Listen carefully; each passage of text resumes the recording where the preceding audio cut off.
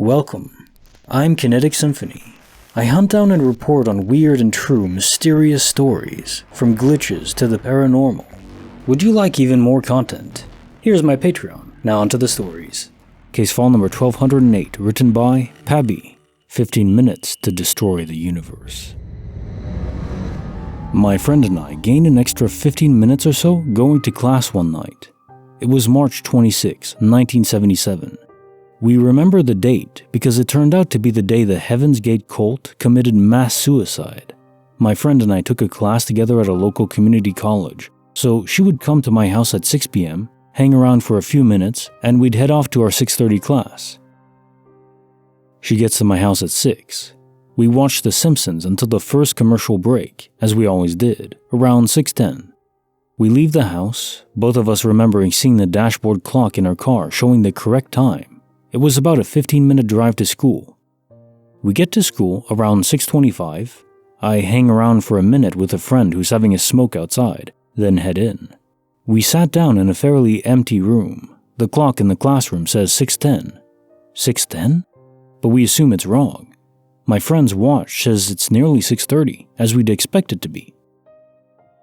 We wait. Eventually, people start trickling in, and class starts 20 minutes later. We're wondering what the hell is going on. My friend checks her watch a little while later in class, and it is now showing the same time as the classroom clock. Once class was over, the dashboard clock in her car was the same as her watch. We have no idea what happened, and neither have really heard a good explanation from others as to how we appeared to get out of sync with everyone else. Case notes of file 1208. 15 minutes to destroy the universe. That's exactly what it was. You and your friend were caught in a kind of distorted pocket of time, and it may have even reset the original universe. And no one really would know, because if you think about it, like in a video game MMORPG where there's different servers, if the people in the server are moved to a different one in real time, not having to log out, or if they have to log out, they wouldn't be consciously aware of that time, could represent why everything wasn't in sync, and it was reinstated as the process went on. Your watch didn't match all other time. It's just that you two, for some reason, were aware of the transfer.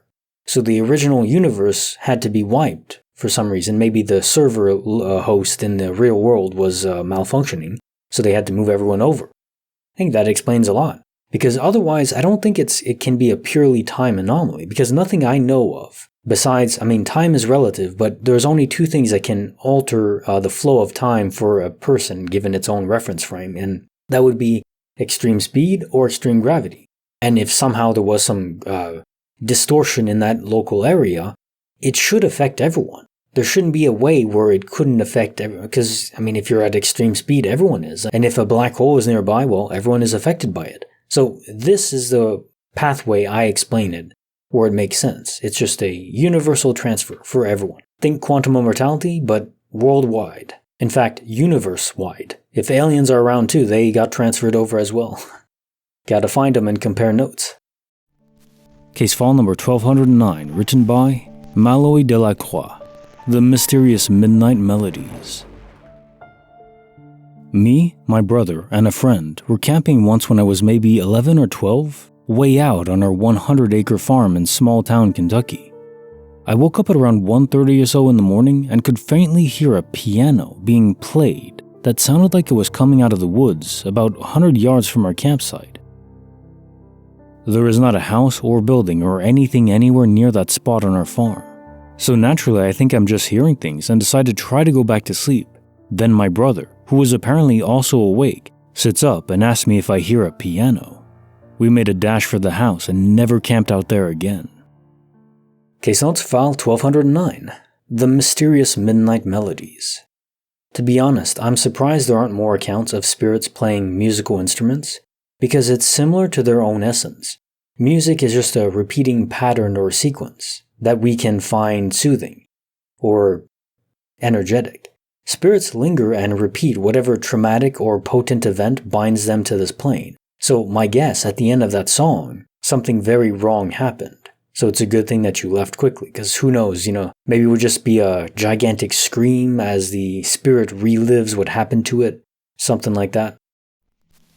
Case file number 1210, written by SB206.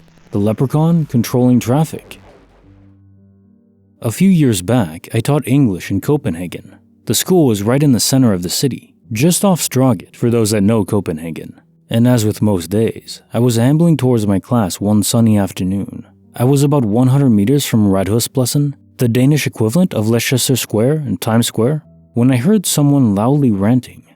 I turned around and there's a really short guy, red-faced, wearing a suit.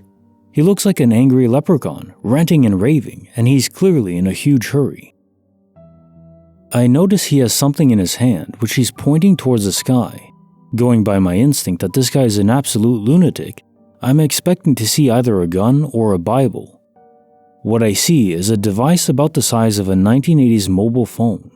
The angry leprechaun approaches the junction. He points the device to the sky, presses a button, and the traffic lights immediately change. This was so strange, he was in a bright red suit. At first I convinced myself it must be a coincidence, but he repeats the trick 3 times, absolutely speeding along pavements and across roads. I couldn't believe what I was seeing, and yet no one else on the street seemed to even notice. 3 years on, and I still can't decide if he was some Bond villain who loved gadgets, a crazy inventor, or an actual magical leprechaun. Case notes of file 1210.